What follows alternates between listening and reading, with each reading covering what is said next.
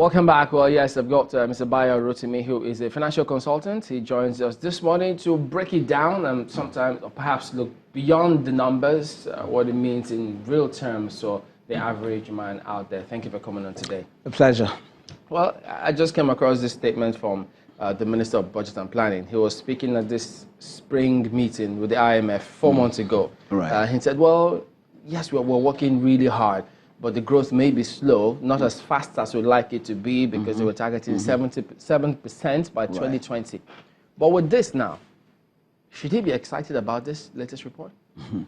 Thank you very much. I think this set of numbers we've seen is a mixed bag.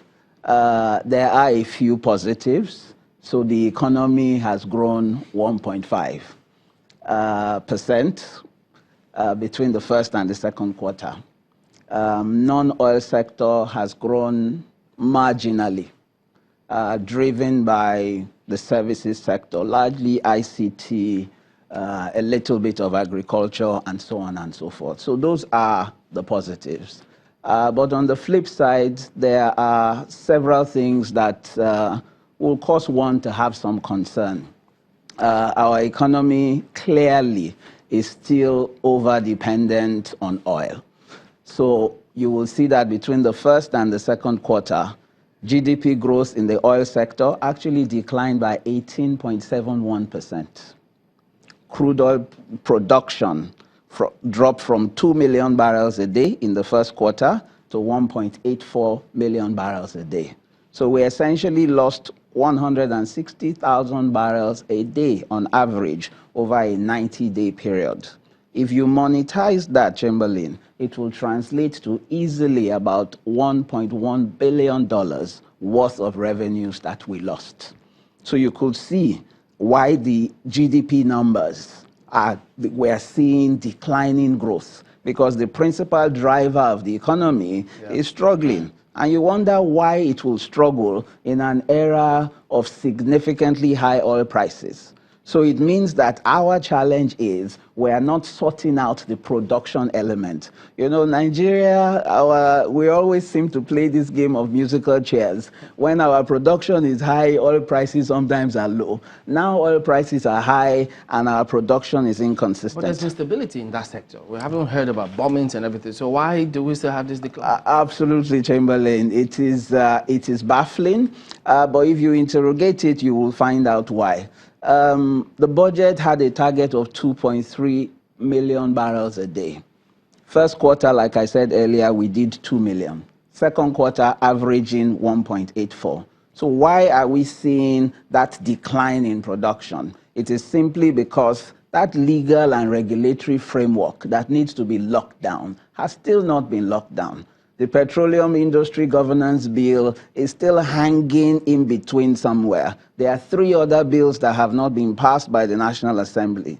Shell recently was saying there cannot be an increase in new investments in this sector until we lock down this very critical piece of legislation. We unbundle the NNPC and all of that. So these are the results of us not doing the right things at the right time. That clearly just speaks to the politics, the political aspects, getting our policies right. And we don't know if that will be done anytime soon, especially when you look at the political circles and see what's going on. Will they reconvene or not? And even if they do, will they have time to focus on this one if they won't start talking about who's defecting, who's got majority or minority? Absolutely, absolutely.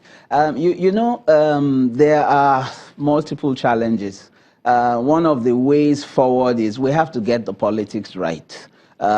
If the politics is not sorted out, then it will be very difficult for the economy to grow, because politics is where policy formulation takes place. You know, so all of the critical actors in that political space, they have to be singing essentially from the same hymn sheet. So this confusion and tension is not helping anybody. I'll give you a very quick example. From January to date, the Nigerian stock market has lost over 2 trillion naira in market capitalization.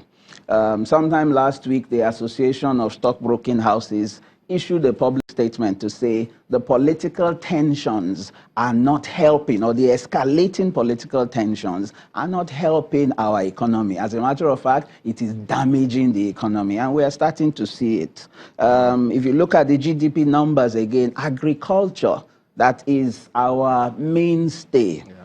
Between the first quarter and the second quarter, there was a decline. As a matter of fact, if you go back from quarter 4, the last quarter of 2017, to the first quarter of 2018, to the second quarter of 2018, Chamberlain, for 3 consecutive quarters, the growth in the agri sector has been declining. And the reasons are not far-fetched. But you know, speaking about agri, we know that the government is they're trying to focus on that. They have the Anchors Borrower Program. I think now CBN is talking about this single-digit interest rate to address those access to credit challenges. And they even had a committee at some point, a ministerial one, to take a look at what could we do to ensure that we take a look at these high rising cost of food prices. So does that mean that in spite of all of those efforts, it counted for nothing? Well, Chamberlain, when you are dealing with critical sectors of the economy, such as agriculture, you must deal with it in a holistic manner. So agriculture is bedeviled with a myriad of challenges. So access to finance is just one of them, you know, but there is also the safety of even the farmers and the farming communities. So it is not surprising that agriculture's GDP growth has declined for 3 consecutive quarters. You have to situate it against the background of all of the headsmen and farmers' crisis, because our people are running away from the farms. So primary production is declining. So it doesn't matter if you have anchor borrowers and God knows how many other interventionist policies. If farmers do not feel safe to go into their farms, then nothing will happen. And that's even one part, because there has to be the off-takers, the value chain, Absolutely. Different components of that. Absolutely. But, you know, looking at that FG's ERGP, because they say, yes, this is as a result of the ERGP, the non-oil sector that grew, when they said they were targeting 77% by 2020. And then I also remember the comment of, I think, the previous Minister of Trade and Investment, when they said, during the political year, a lot of things do slow.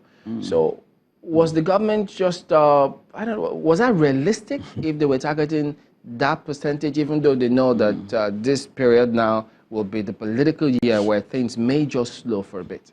Well, government by their very nature tend to be overly optimistic. So it's not a bad thing to be optimistic, but it is important that that optimism has some caution attached to it.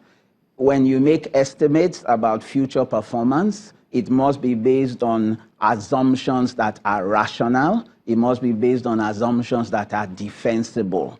You know, so if you look at the backdrop and you say we want significant non-oil export growth, what are the drivers of non-oil exports? Agriculture, majorly. Manufacturing, majorly. The solid mineral sector, which are sectors that the government is particularly focused on. But go and look at the statistics. Chamberlain, in all of these 3 sectors I have mentioned, you will see a consistent decline in GDP growth between quarter 1, 2018 and quarter 2, 2018. So it is very clear, the trajectory. As a matter of fact, if you go as far back as 2016, if you plot a graph and you look at the non-oil sector versus the oil sector, the non-oil sector since 2016 has essentially been flat. So it means that a lot of the rhetoric around diversification is not backed with tangible policies that will kickstart that significant growth that we require in that sector. So it's, yeah. Does that then mean that they can't consider the growth in the non-oil sector as the silver lining, as Mr. Additional said? Well, first and foremost, the growth is marginal. And like I said, if you break down the non-oil sector, what are the critical sectors within that space? Agriculture clearly has pride of place. Manufacturing is critical. The solid mineral sector, given the abundance of resources we have in this country, those are the 3 premium or principal sectors that should drive non-oil activity. And if those sectors are in decline, then it means that we need to take another look at our policies in those spaces. If we need to create a more conducive environment, starting from security to policy to access to finance to capacity building, there is a lot that needs to be done. All right, let's check with Abuja for a moment and see what perspective they've got. Markwe? Yes, we have with us another guest here. He is, just give me one moment now.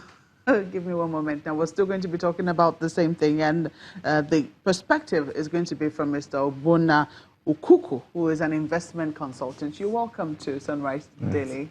Thank you for having me. You have been listening to Mr. Rotimi there. I'm sure largely you agree with him on a number of things that he has said. Yeah, but do you have areas where you disagree with, with some of the comments he's made, so his analysis so far? Yeah, I would differ a bit in certain areas, starting from the point where if you look at an economy from, if you don't look at the economy as a wheel, I mean, anything that affects one part of the wheel will affect the entire movement.